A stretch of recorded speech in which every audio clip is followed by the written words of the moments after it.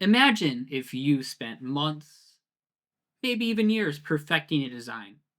You spent all this time, energy, and money on a product to bring to the fingerboard community. You release the product, and months later, you find out that another brand, Lefi, has cloned it and is undercutting you.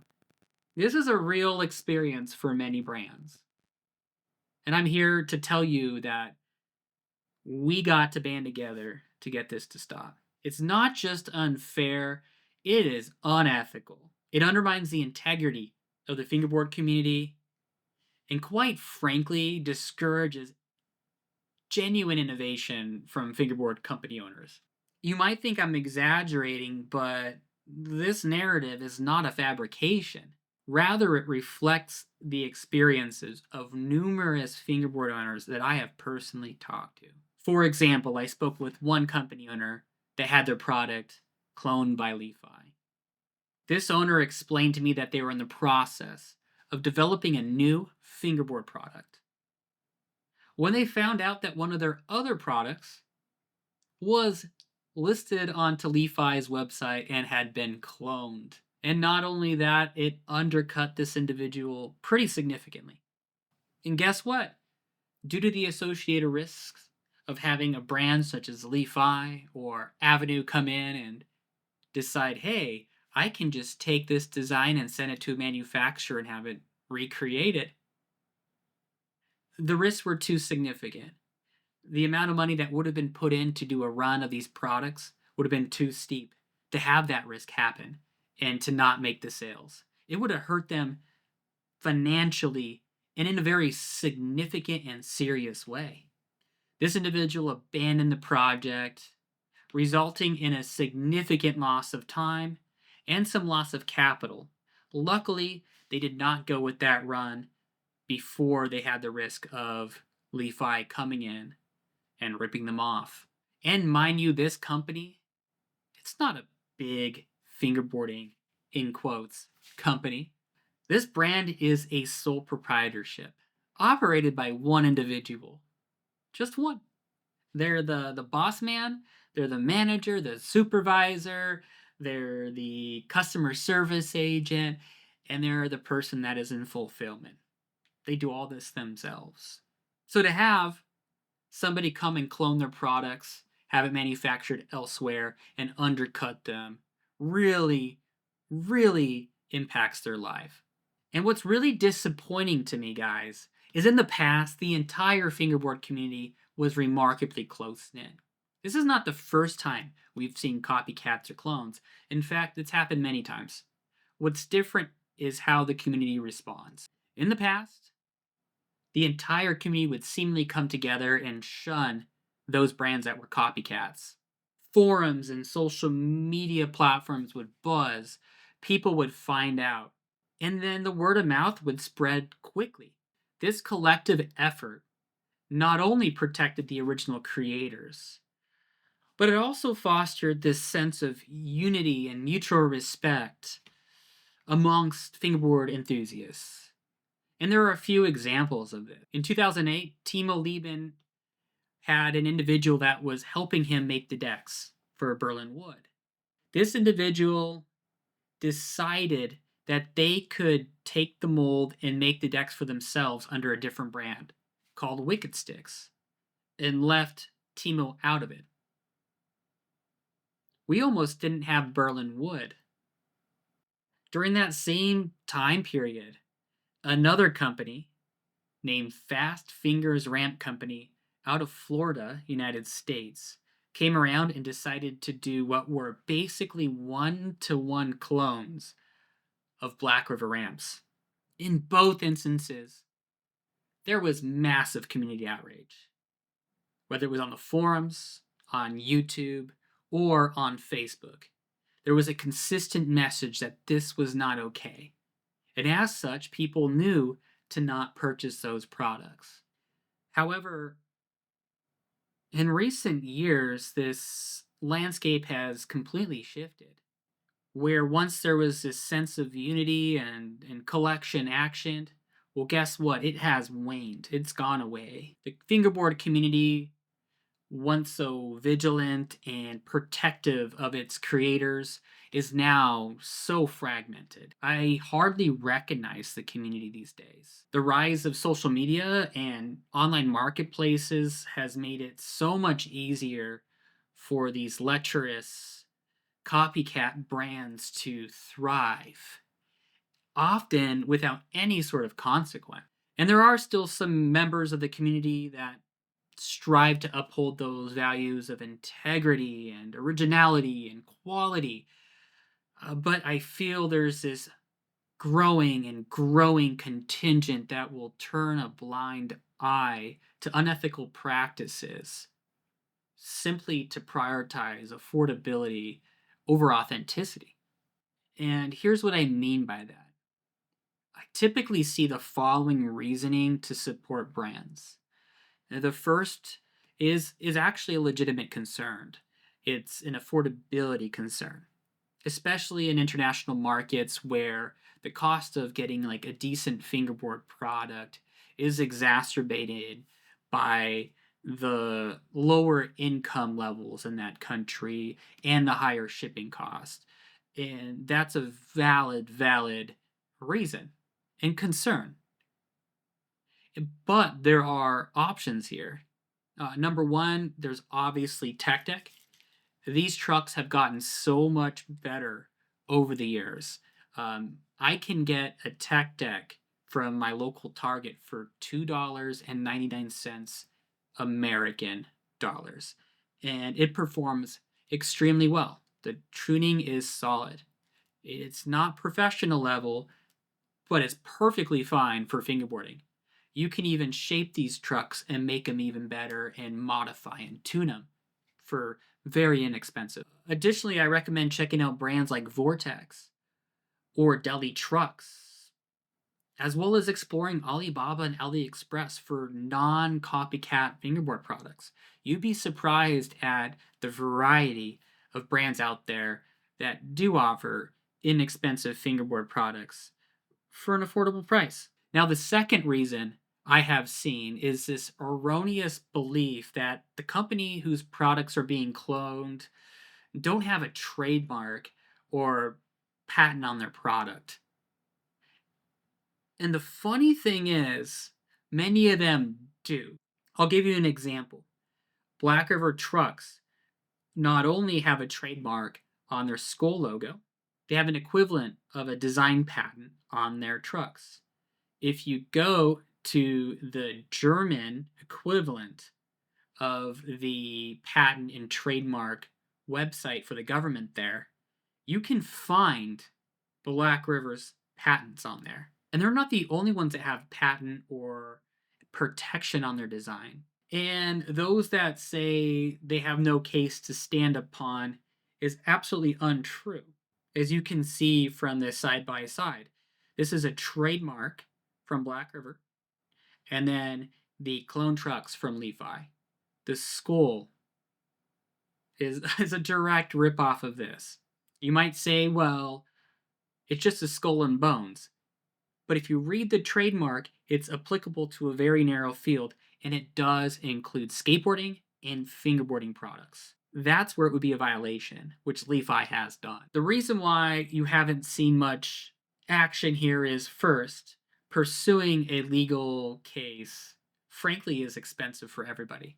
Like, more than it's worth in most instances. Really, as they always say, the only person who wins in a legal case really is the lawyer. The intellectual property enforcement in certain countries is very lax, and Lefi is in one of those countries. And the final reason to me is the worst. People justify their lack of ethics by claiming to support the clone product because they want to stick it to so-called big fingerboarding. Let's be real, there's only two companies I can think of that are big fingerboarding. That's Spin Master, who owns Tech Deck, and Mattel, who owns Hot Wheels and the Hot Wheels fingerboard brand. My challenge to those individuals that feel that way is to recognize that there is almost really none of the fingerboard companies that make professional fingerboard gear are at all big companies. They're small businesses, and almost all of them are sole proprietorships. Even Black River, the largest company in professional fingerboarding, it's a small business. Despite this, they pay their employees living wages, benefits, and they pay taxes upon all their sales. Other companies like Dynamic or even smaller where there's only a few individuals involved.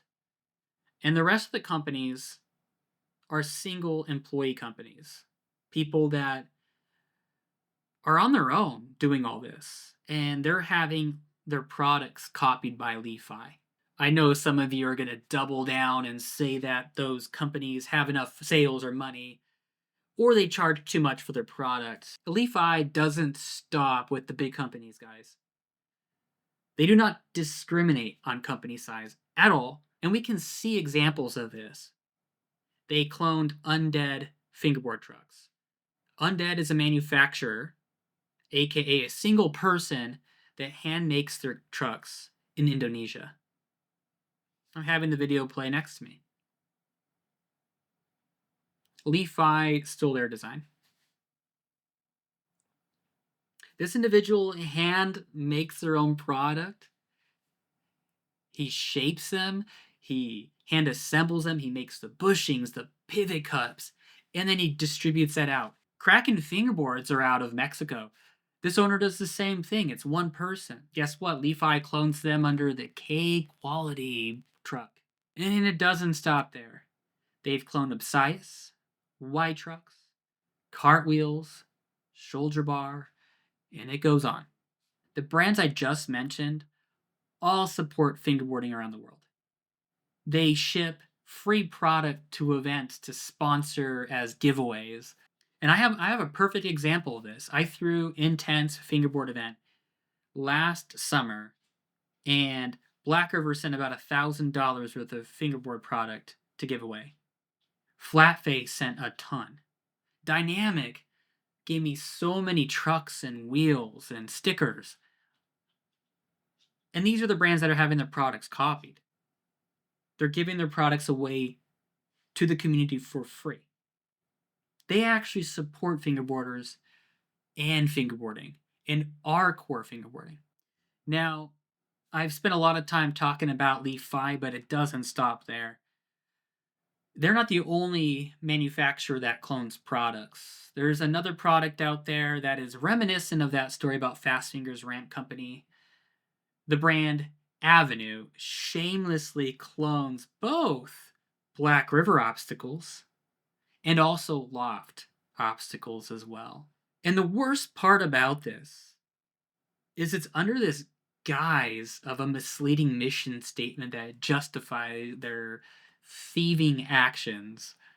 It's pretty entertaining, and I'm going to read it out loud for you right now. At Avenue, our mission is simple: to make high quality fingerboard obstacles accessible to everyone. We recognize the cost was a significant obstacle in preventing many from getting awesome setups because obstacle prices are too damn high. Thus, we set out with determination to create a range of obstacles that are not only affordable but high quality. What a deceptive mission statement that completely masks this unethical behavior. So let's uncover who they really are. They are a rip-off artist that's taken advantage of the hard work and innovation of other people that have come before them, that have put the time, energy, and money into developing products over the years by listening to their consumers.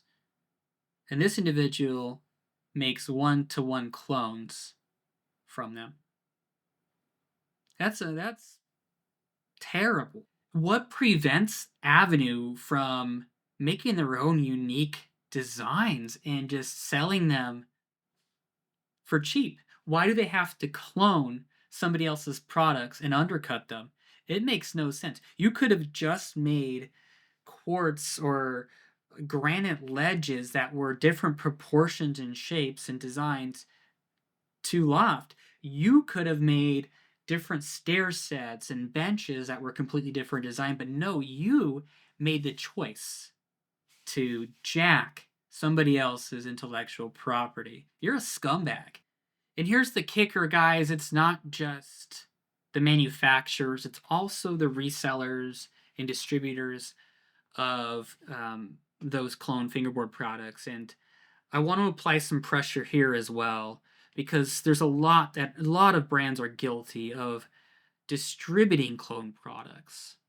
It's a disappointing reality we really need to address. Clone fingerboard products is a betrayal of customers' trust and a real stain on the fingerboard community. And so I'm going to call out another brand here, and it's Wood Club. They sell, I think, Alibaba or Li-Fi aluminum core wheels that are direct ripoffs of cartwheels. And then they have the gall to have a statement like this, saying they are the most unique design wheels in fingerboarding. You stole that design. How can you say they're unique? How can you say they're unique, man? The design's stolen. You're selling clone products. I know it wasn't you who stole them, but you're selling them. And in my book, it makes you a thief too. So imagine if I decided to make a one-to-one replica of Wood Club decks with your graphics, and I changed the name from Wood Club to Boob Nub. How would you feel about that? Would you care? If you don't care, I'm gonna do it. CD Player branded Boob Nub decks coming soon, guys. And so if you're a company that is reselling products from a manufacturer that steals and clones other brands' intellectual property, I encourage you to rethink. I encourage you to go shop around and find unique products. I get it, we want to offer our customers inexpensive options, but there's a better way for this to work. Now imagine if your product was cloned and that clone was sold on countless numbers of fingerboard brands' websites. How would you feel? Probably not too good, especially when it's at a massive discounted price. It undercuts you. And quite frankly, it is the same consumer. A lot of the people would otherwise have purchased the original product. That's just a fallacy that they wouldn't. I feel like this whole shift in fingerboarding is troubling, and it's like we reward those that steal. And by doing that, we undermine the foundations of which this fingerboard community was built on. The very fabric of our culture that we have of celebrating innovation and creativity and risk taking, it's just getting squashed.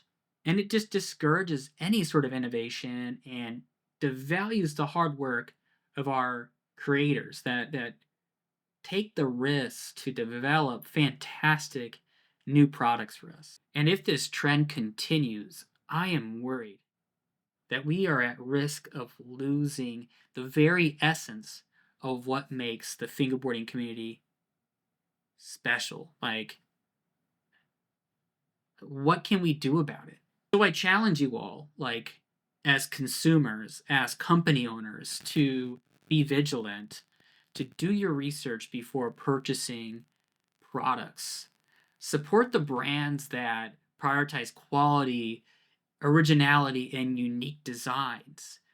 Those brands that have taken the risks and have put the energy and thoughtfulness into designing their products and have not taken the shortcuts, because the clone products, if they've taken the shortcut of not designing their own products, they're going to be taking shortcuts elsewhere. And I feel what's most important of all is to call out the companies that are engaged in unethical business practices. And it's just not about cloning, it's people that are poor at fulfillment, that are scamming, that don't fulfill orders, that lie, that cheat. Let's hold them accountable and demand better from our fingerboard companies. I want to thank you all for watching. And again, let's work together to keep the fingerboarding community great, to keep it honest, and to keep it innovative. Thank you for watching this video today, guys. You can do a huge favor by sharing this video on Instagram, TikTok, your own YouTube channels, and even Facebook groups, Discord. Let's celebrate ingenuity and originality and not celebrate copycats. If you're aware of any brands committing IP theft, whether it's creating and manufacturing clones, or you know of a brand that is reselling this, please list them in the comment section below. Let's share with each other those people and brands so that we can apply pressure on them to stop this practice. Much love, guys, as always, and thank you for bearing with me, and let's do our part.